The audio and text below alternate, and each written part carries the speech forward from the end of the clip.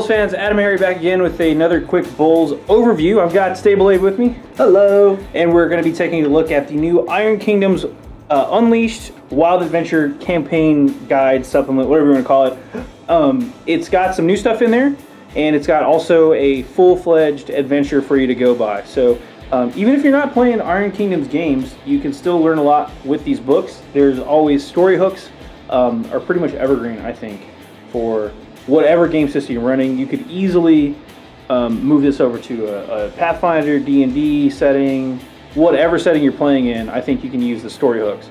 Now, it will take some work to redo the NPCs and stuff, obviously. Sure. But it's got some cool stuff in there just from story hook wise. And then on top of that, we've got new races, new weapons, new gear.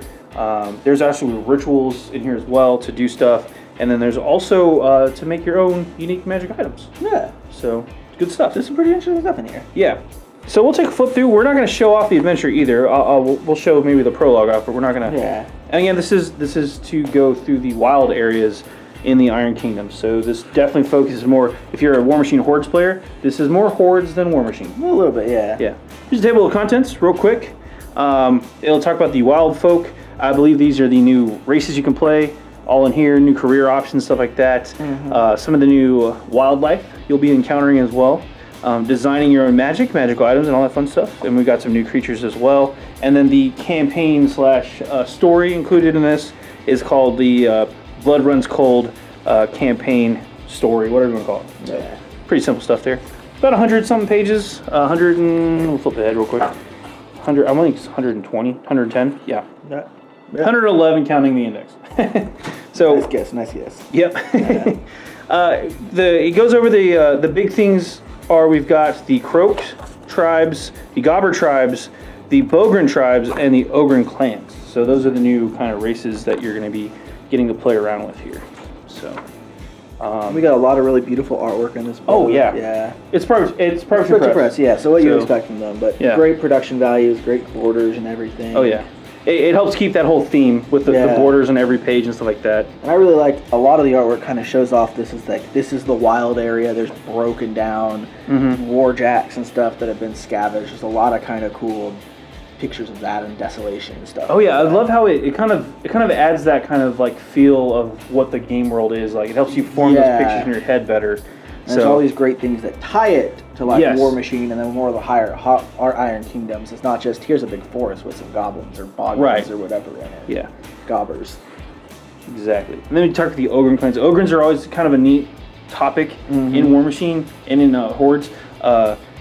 They're kind of mysterious. Like they're not super well known. Obviously, they're not like a big faction like Signar or Scorn or something, the Scorn Empire, but these Ogren clans kind of operate outside of that, but they have their own society and culture and stuff like that, so pretty cool stuff to read up on. Got the new races. Yeah. A Bogren, which you kind of say it's like an orcish goblin, I don't know. Yeah, kind of goblinish. And then obviously the Croaks, which are the frog dudes, which are they're pretty cool. And again, we have stat values for each of those, the basic stats, and you kind of work off from there. And then the Ogrens, which if I were to play in a new campaign, I think I'd totally go with an Ogren, yeah. And Swamp Gobbers, which are pretty awesome. They're pretty sneaky. We have new careers for them, obviously. Some of these will be based off of units that are already in War Machine and Hordes. Right. Obviously, like the Berserkers. I think this is my favorite one, though. The conjoined twin. That's your career. Right. How would you even play that, man? Role play that with two people? Have to get two people? I don't know. Dude. How would you like to be the little one, though? The GM, the Game Master just controls the big one, and you're just the little conjoined twin there. Man, as long as my name was Quado, I'd be cool with it. Go to the Maz Quaid. Okay. I'd totally do that. So yeah, we've got all the different guys. We're not gonna run through all of them, but you can kind of see here quite a few new races and stuff like that. A Skinwalker, a Tinkerer. We gotta have the Tinkerer. You gotta have the Tinkerer. Yeah, come on, we got Boggin. I mean, that's a great picture. Goblin. Yeah, that's pretty sweet. Yeah. Trappers, different career options. It's kind of like the higher end, like what do they call it back in old D&D? The Paragon classes, yeah, kind of like that. It's similar, but not. Like that, yeah, not quite the same. So, new abilities. Those are like the feats. Right. It's a slightly different for Iron Kingdoms. You basically level up and you can purchase different things, but we're not going to get into all the mechanically, how to do all that stuff. You got a lot of cool options, new weapons. And stuff. Yeah, new Croak armor. They got to have armor specific stuff for those races too. So grappling pistol. You can be your own little swamp Batman. That'd be kind of fun. Frogman, probably. Right. I love the art, though. You're right, man. Like, look at the really cool the rattle suit here. That's reminds me cool. a lot of like the Lord of Bones from Game of Thrones guy. Ooh, yeah. But in the swamp instead of the swamp. Yeah, that's pretty cool. That is pretty sweet. Tons of cool stuff. We have different wilderness encounters. Also, they also have built-in combat encounters as well too. So if you've got the tile set, which is another product Privateer Press has, or if you've got the Undercity set, they have a ton of different tiles you can play around with now these days. Really great game accessories, I think. On top of all the models you get. So there you go. This is a flashlight. These are all random encounters that are kind of themed encounters. Yeah. So you can just kind of plot these into your game as it's going. Yep. And then you can do it in your current campaign, slightly modified maybe, but current campaign or if you're running the actual story in this one. Wilderness, yeah. Yeah. So you've got a ton of different stuff here, and these are, like Abe was saying, just drop-in encounters. I mean, even in your current campaign, these are great ones to be like, oh, we're campaigning, through this area, and we need to go out into the wilderness and get something, or go do some little thing in the wilderness that's in this area, and you can just plop that in right now. Right. And it's a good way to change it up too. Yeah. If you've been playing in primarily like the cities, and you're fighting mostly city monsters, and you want to throw that curveball at your party because they're getting confident over cocky. Boom, pull one of these out. Exactly. What are you gonna do with a bunch of boarmen coming at you? You've been fighting, Crixie and thralls all day. What, you're gonna kill them still, but probably. They do have some cool stuff. This one's actually based off a stealth mission. I'm gonna skip ahead real quick. I don't want to give all those away, but I did want to get into the magic items and stuff like that you can do. So we got like runes. Yep. Magic by design. Again, this whole section is about creating your own magical items. Yeah. Which is something that's always fun and can be really dangerous for the GM to allow your players to do. I think Gabe can back me up on that. Yeah. It's about, after giving someone the deck of many things, it's about the second most dangerous thing you can do. Yeah, sure, make up whatever magic you want. They do have some good, I think, borders to work within. Yeah. So, if you are the game master and you're watching this, maybe rein it in just a touch. Keep your players in line. You don't want to give them, all the goods and. If you have the best gear, what's the point of venturing? What's the point? Yeah. Saving people? No, I'm gonna be a tinkerer. That's my life. Never go on an adventure. Goes over the different things here. We've got a different attunement, runes, how that all works. Runes by race, kind of like who uses what types of runes. Obviously, like if you were a human, you probably aren't rocking the Trollkin runes. All right. Unless you have a really good reason. Unless you have an excellent reason. Yeah, like a really cool backstory. Anyway, but you can inscribe runes, how that all works. This is kind of how they do it. Yeah. Right? So you pick a rune, you inscribe it in something, and it provides that kind of ability to whatever you inscribe. So you may not want to put a paralysis rune on your armor, though. Seems like a bad plan. Anyway, a bunch of different options there. Yeah, new enemies. New enemies, new magical items. Seems for ley lines, ritual magic, which is a big thing in a lot of games, obviously. Right. That's like a big plot. Have you ever heard somebody talk about the plot power? The plot arc. He's got plot armor. Yeah. They want you to go hang out with the ritual magic. Right, absolutely. It's a good way to tie that all in there. How that all works, learning them. Basically, you've got the gist of it. It's a really cool. It's more of a sandbox area for you to play around with for your magical stuff now. And then we got new war beasts. Got to have those. So you got circle war beasts, war beasts, warp wolves. I'm surprised we haven't seen more of the circle stuff. But this is the first main one where we've got, the warp wolf and stuff like that. So if you wanted to play with those, you've been waiting to play with your circle stuff, your Obros.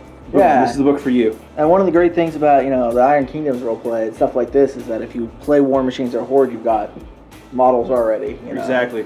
You've got a campaign ready to go. Yep. You've got the models. You probably had some crazy stories to tell. So. Different croak magic to conjoin twins, Quado. He better have some kind of telepathy. Lure the Feast. This is actually one of the a character on the tabletop, also in here. It's kind of a jerk, if I remember correctly. But if you've never seen one of these books before, it'll have the stats based on the Iron Kingdoms version of that, the RPG version of that. But if you've played the game, you'll recognize a lot of the stuff. It works very, very similar, and it's a very intuitive system if you've played it all. War Machine Hordes. We'll skip ahead. I think my favorite one is Where was he at? The Widow Bear. That's just such a cool name. The Widow Bear. Yeah. You were pointing this out earlier. He's got quite a few attacks. And he's got the POW strength 13s coming at you. And then +2 on the charge or something like that, right? Like, pretty mean. That's an elk, actually. Oh, the elk. That's right. Yeah, it was pretty cool about, they've got, back here, they've got just prey animals that you can kind of hunt and stuff. Sure. Just regular bears, dogs. Not the widow bear? Deer, the goat. And they'll actually tell you what resources you can get from counting them, because you can kind of do some wilderness survival stuff. Okay, yeah. You kind of have to in the Iron Kingdom. You probably do, yeah. So, you know, if you go kill a deer, it'll actually tell you get 4 units of animal fat and organic acid and stuff. Oh, that's kind of neat. So, that's kind of neat, yeah. Yeah. Where was that that one creature, though? Was that... I'm trying to find that now. Which one? The one we were talking about, the deer? The deer? Was it the deer that you were saying could totally kill a dude? Yeah. You know, oh, yeah, this is the one with the +2 charge. Yeah, P plus S, hit her like 14. That's pretty good, actually. Pretty good. That's pretty solid. That'll take out a level 1 character, no problem. Yeah. So, pretty dangerous place for those wilds. The wilds, absolutely. So keep moving real quick. It also has this whole adventure thing, which I'm not going to get into. It involves some bog trolls, obviously, bog trogs.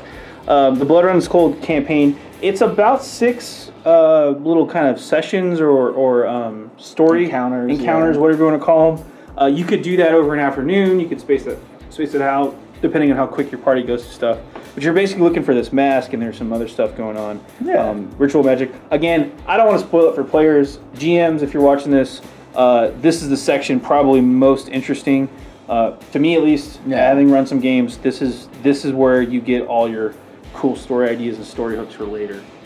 Even if you're not playing Iron Kingdoms, absolutely save it for later. If you want to do a swamp adventure in the swamp, boom, you're set. And you can make it work no matter what setting, no matter what game. I think even like Star Wars, you can land on Dagobah and find some stuff. So go check it out. It's in stores now. It's Iron Kingdoms Unleashed: The Wild Adventure. It should be in stores now by the time you watch this video. I don't know for sure. It's a wild time, I know that. It's the internet. You could be watching this in the future. Yeah. Hey, future AdamHarry, how's it going? Don't end up like this guy. Bingo. Wait a second. Anyway, I'm AdamHarry from BoLS. And I'm Stable A from BoLS. Thanks for watching. Have a good one.